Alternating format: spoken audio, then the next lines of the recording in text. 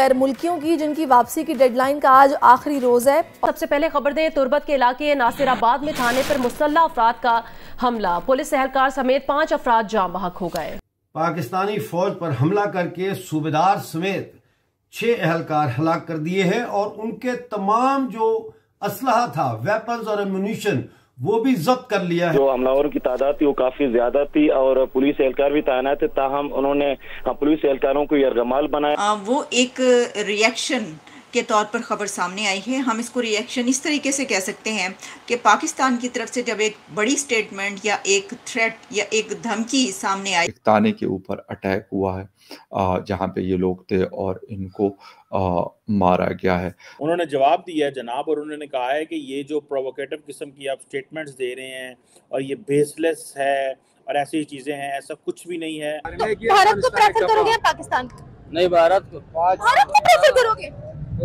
کیونکہ دونوں سائڈ سے جب فائر ہوتا ہے تو وہ آپ کو پتا ہے کہ گولی کسی کا لحاظ نہیں کرتی۔ تو یہ سچویشن انفارچونیٹلی اس وقت ڈسٹرکٹ کورم میں افغان بارڈر کے ساتھ افغانستان کا 1000 روپے، 1000 افغانی نہیں ہے، 1000 افغانی یہاں کا 4500 روپے بنتا ہے۔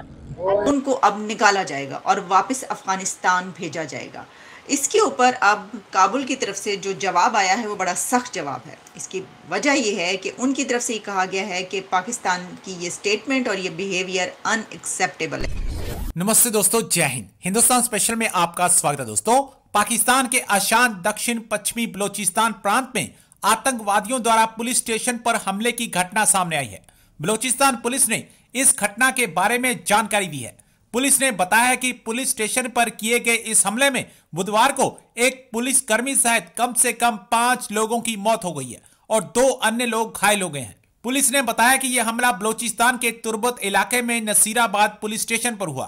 انہوں نے بتایا کہ لگ بھگ 20 آتنکوادیوں نے صبح اچانک سے حملہ بول دیا۔ ضلع پولیس ادھیکاری محمد بلوچ نے اس حملے کی پشٹی کی ہے۔ انہوں نے کہا کہ کانسٹیبل ایسا اور حسن نے پہلے حملہ کو گھیرنے کی کوشش کی، ایسا کو ان لوگوں نے مار دیا، وہیں حسن کو اپنے قبضے میں کر لیا۔ اتنا ہی نہیں، حملہ نے دونوں پولیس کرمیوں کے ہتھیار بھی اپنے قبضے میں لے لیے۔ آپ کو یہاں بتا دیں کہ ایران اور افغانستان کی سیما سے لگے پاکستان کا بلوچستان پرانت لمبے سمے سے اشانت ہے۔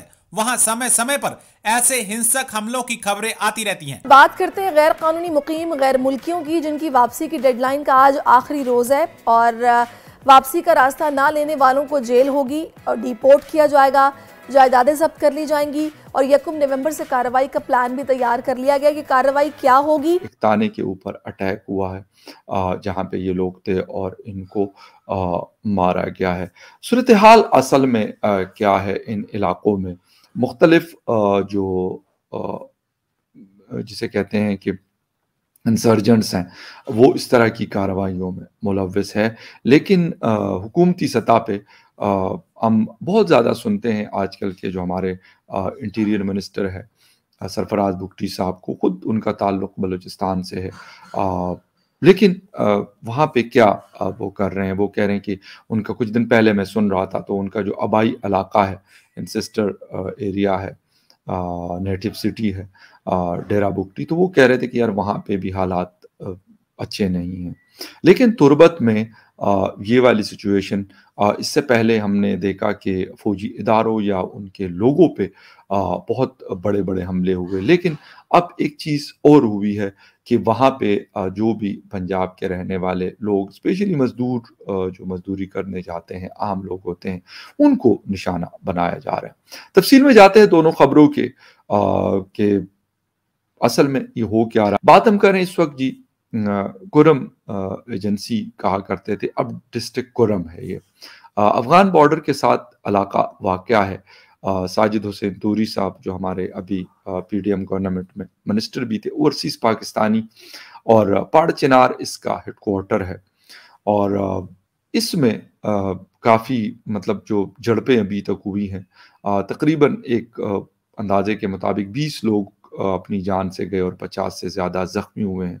اور کرنٹ سچویشن یہ ہے کہ ابھی مجھے گزشتہ دن کسی دوست نے پشاور سے وہ جو ایگریمنٹ تھا وہ بھجوایا کہ جی وہاں پہ صلح ہو گئی ہے آپس میں، دونوں گروپوں کے جرگہ بیٹھا ہوا تھا، لیکن اس کے بعد پھر خبر آئی کہ نہیں، اس کے بعد دوبارہ سے جو جھڑپیں ہیں وہ شروع ہوئی ہیں اور ایک دوسرے کے خلاف جو دونوں گروپس ہیں ہیوی مشین مطلب جسے کہتے ہیں کہ ویپنز کا استعمال وہ لوگ کر رہے ہیں.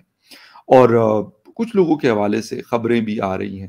ہمارے دوست ہیں حسین، تو علی حسین، تو وہ بھی اکثر ٹویٹر پہ اسلام آباد بیسٹ اور پاڑ چنار کے رہنے والے ہیں، تو وہ بھی کافی دنوں سے ہم دیکھ رہے ہیں کہ وہ مختلف خبریں وہاں کی لگا رہے ہیں، کیونکہ وہاں پہ انٹرنیٹ سسپینڈڈ ہے، موبائل سروس بند ہے، اور اس کے ساتھ ساتھ لوگ یہ بھی بتا رہے ہیں کہ وہاں پہ ان کے پاس کھانے پینے کی اشیاء جو ہیں وہ بھی ختم ہو رہی ہے. کچھ لوگ جو بیمار ہیں، جو ریگولر بیسس پہ میڈیسنز کھاتے ہیں، وہ بھی کہہ رہے ہیں کہ ہمیں میڈیسن لینے میں بہت زیادہ پریشانی ہو رہی ہے، کیونکہ فائرنگ کی وجہ سے ہم لوگ ایون گھر سے نکلنا تو دور کی بات، ہم اپنے کمروں سے بھی باہر نہیں نکلتے، کیونکہ دونوں سائڈ سے جب فائر ہوتا ہے تو وہ آپ کو پتا ہے کہ گولی کسی کا لحاظ نہیں کرتی. تو یہ سچویشن انفارچونیٹلی اس وقت ڈسٹرکٹ کورم میں افغان بارڈر کے ساتھ، اور مئی میں ایک انسیڈنٹ ہوا تھا جو ٹیچرز کو نشانہ بنایا گیا تھا، شیعہ کمیونٹی سے وہ ان کا تعلق تھا،